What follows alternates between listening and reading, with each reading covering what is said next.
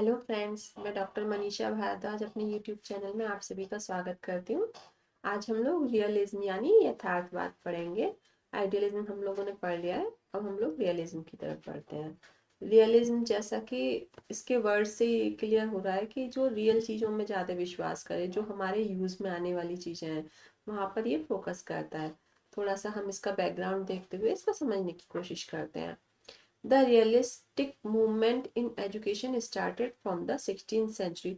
16th century के आसपास ये मूवमेंट शुरू हुआ था। एक्चुअली क्या था, इस चीज पे फोकस ही नहीं कर रहा था कि इंसान के लिए क्या चीज जरूरी है, मतलब रियलिटी में उसको क्या फेस करना होता है, क्या चीज उसके लिए जरूरी है, क्या यूजफुल चीजें हैं, वो उन पे किसी का ध्यान नहीं था। तो उसके अगेंस्ट में ये मूवमेंट चला था। तो ये 16th सेंचुरी से स्टार्ट हुआ था। यहाँ से यथार्थवाद को हम लोग मतलब स्टार्ट मान सकते हैं। शब्द रियल ग्रीक शब्द रेस से आया है, जिसका अर्थ होता है वस्तु।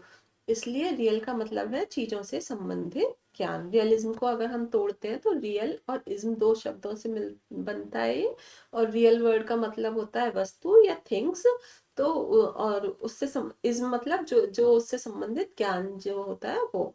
तो जिसके मतलब आप ये समझ लीजिए, जैसे हम आइडियलिज्म की बात करें तो आइडिया के पीछे इसमें लगा हुआ है, मतलब आइडिया से संबंधित ज्ञान। रियलिज्म की बात कर रहे हैं तो रियल के पीछे लगा हुआ है, मतलब जो भी यथार्थ में वस्तुएं या चीजें होती हैं उससे संबंधित ज्ञान की बात कर रहे हैं। नेचुरलिज्म की बात कर रहे हैं तो नेचर प्लस इज्म में हम उसे तोड़ सकते हैं और मतलब नेचुरल चीजों की बात कर रहे हैं, प्रकृति की बात कर रहे हैं। तो ये हमें हर एक उसमें याद रखना है। यथार्थवाद का नारा है शब्दों के बजाय चीजें। मतलब जैसे पुराने टाइम पे हम आइडियाज पे फोकस कर रहे थे, उस चीज से हटा के चीजों पे हम मतलब मैटेरियल वर्ल्ड पे हम लोग फोकस करें। आइडियलिज्म में तो ये कहा गया था कि मैटेरियल वर्ल्ड तो मतलब माया है एक तरीके का, मतलब वो सही नहीं है, यथार्थ नहीं है। लेकिन यथार्थवाद सिर्फ मैटेरियल चीजों पे ही ज्यादा फोकस करता है। यथार्थवाद का नारा है शब्दों की बजाय चीजें।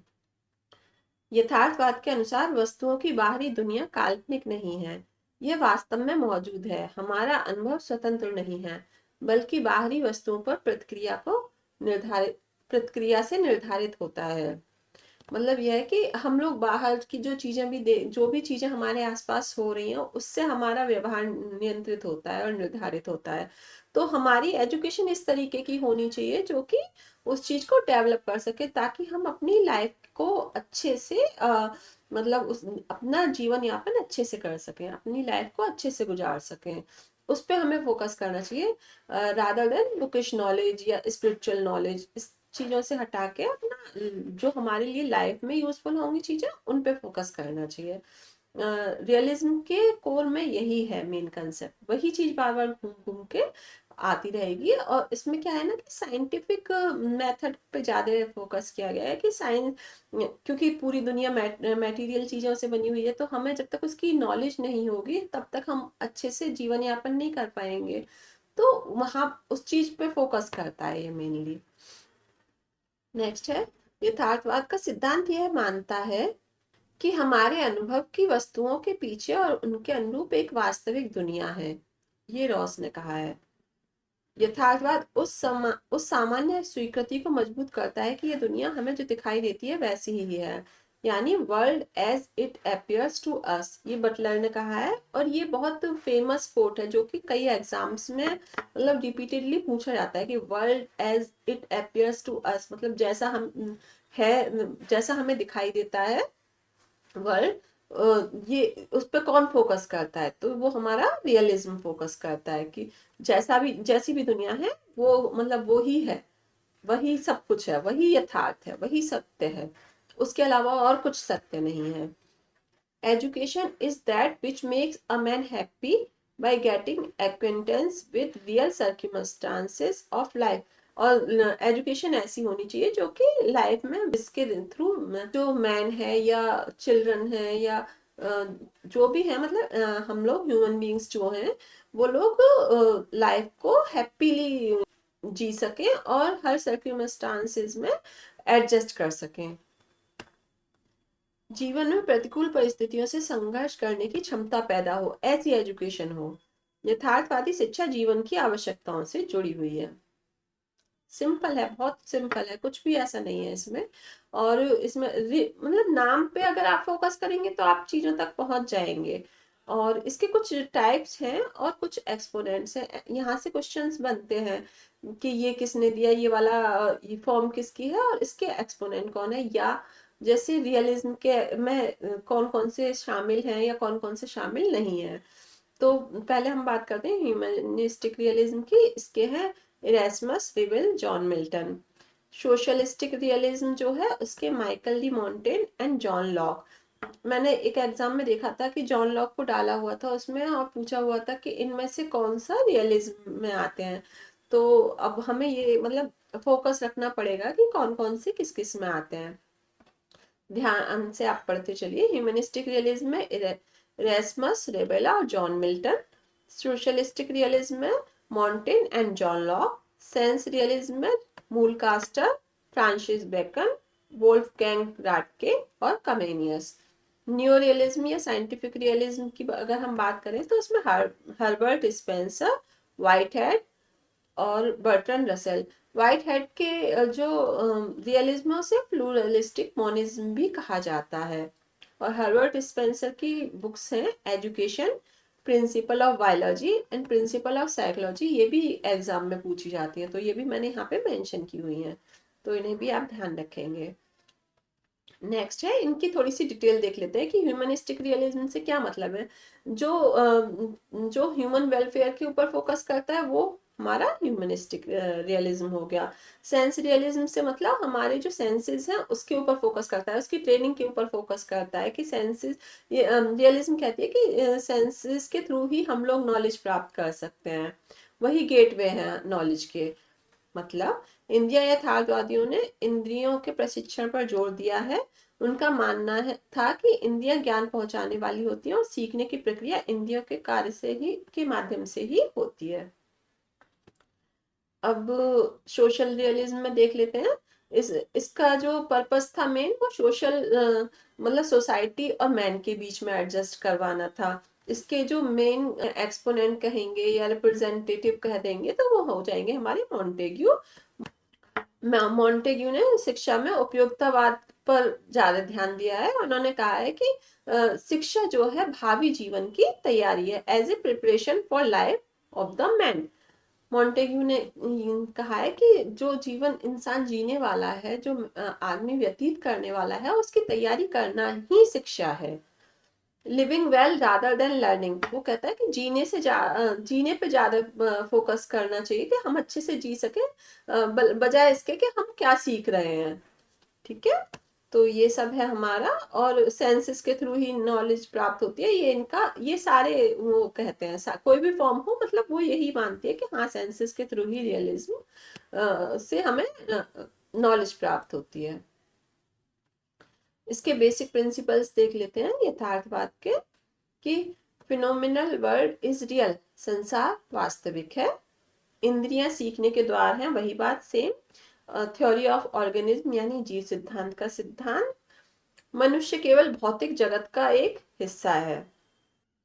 प्रयोग पर जोर, वर्तमान जीवन पर महत्व, सभी प्रकार के परिवर्तनों का स्वागत, व्यक्ति और समाज को समान महत्व देती है।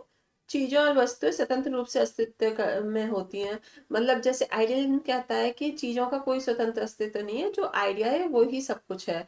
लेकिन जो यथार्थवाद है वो कहती है नहीं, मैटीरियल वर्ल्ड ही सब कुछ है, चीजों का ही अस्तित्व है और किसी चीज का कोई अस्तित्व नहीं है। यथार्थवाद जो है वो लिमिटेड फ्रीडम फॉर चाइल्ड के लिए की बात करती है, मतलब उसे स्वतंत्रता दी जानी चाहिए लेकिन वो सीमित होनी चाहिए। डिसिप्लिन के लिए जब हम बात करेंगे तो यहाँ पे ये है कि सीमित स्वतंत्रता होनी चाहिए। ऐसा नहीं है कि जैसे नेचुरलिज्म कहता है कि बिल्कुल खुला छोड़ दो, तो वो वाली चीज नहीं है। यहाँ पे कहता है कि लिमिटेड होना चाहिए जो भी है, क्योंकि हमारे समाज में भी हर जगह रूल्स रेगुलेशंस वगैरह होती हैं, तो उसे उसमें एडजस्ट वो तभी कर पाएगा जबकि वो उन चीजों को सीखेगा।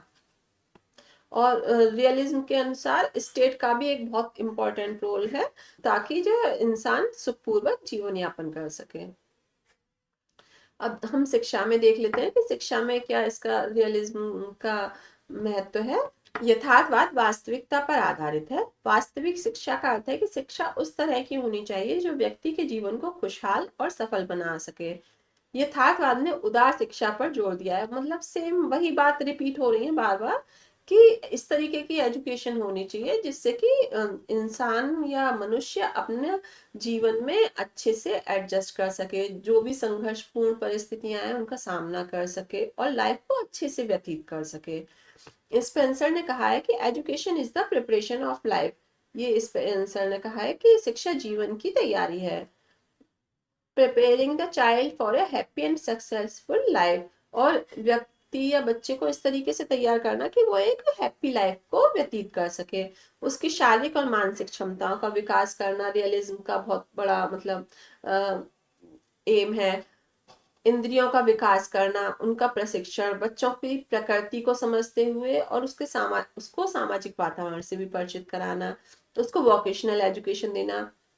इसके अलावा उन्होंने साइंटिफिक नॉलेज की भी बात करी है कि हम चीज़ों को, मटेरियल चीज़ों को तभी समझ सकते हैं जबकि हमें साइंस की नॉलेज हो। तो उसकी ट्रेनिंग के लिए भी उन्होंने बोला हुआ है कि साइंस उनका मतलब बहुत ज़्यादा फोकस रहा है कि साइंटिफिक एजुकेशन होनी चाहिए ताकि हम आसपास की चीज़ों को बहुत अच्छे से समझ सकें। यथार्थवाद और पाठ्यक्रम, realism and curriculum. According to realism curriculum should be many sided, मतलब हर एक पहलू पर वो फोकस करे। इस तरीके का पाठ्यक्रम होना चाहिए और वो बच्चे के लिए उपयोगी हो।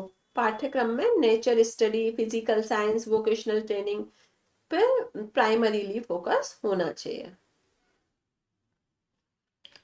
शिक्षण विधियां कौन कौन सी हैं यथार्थवाद के अनुसार? तो इसमें सेंस ट्रेनिंग पे सबसे ज्यादा जोर दिया गया है।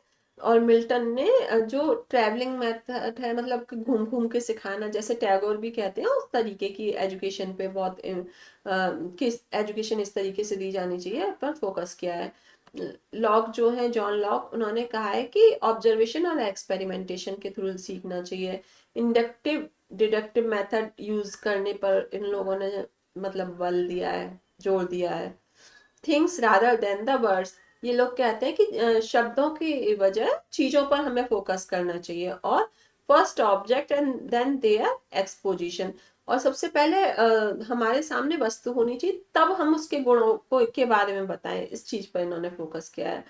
फैक्ट सेंटर्ड होनी चाहिए एजुकेशन, एक्सपेरिमेंटल मेथड को यूज करना चाहिए, कोरिलेशनल मेथड को यूज करना चाहिए। तो ये सारी हमारी रियलिज्म की टीचिंग मेथड हो जाएंगी। अब हम कुछ इसके क्वेश्चंस देख लेते हैं जो एग्जाम में रिपीटेडली पूछे जाते हैं। तो फादर ऑफ रियलिज्म इज, यथार्थवाद के जनक कौन है? प्लेटो, अरस्तु यानी अरिस्टोटल, सोक्रेटिस या कैंट या कांत? तो इसका हमारा आंसर हो जाएगा अरिस्टोटल यानी अरस्तु। यथार्थवाद के जनक अरस्तु हैं। According to realism knowledge is acquired through, यथार्थवाद के अनुसार ज्ञान प्राप्त होता है इंट्यूशन से, रेवलेशन से, रीजन से, सेंस एक्सपीरियंसेस से, अंतर्ज्ञान से, दैवीय प्रकाश से, तर्क से या इंद्रिय अनुभव से। तो इसका हमारा आंसर हो जाएगा सेंस एक्सपीरियंसेस। इन्होंने सेंस एक्सपीरियंस पे ही फोकस किया है।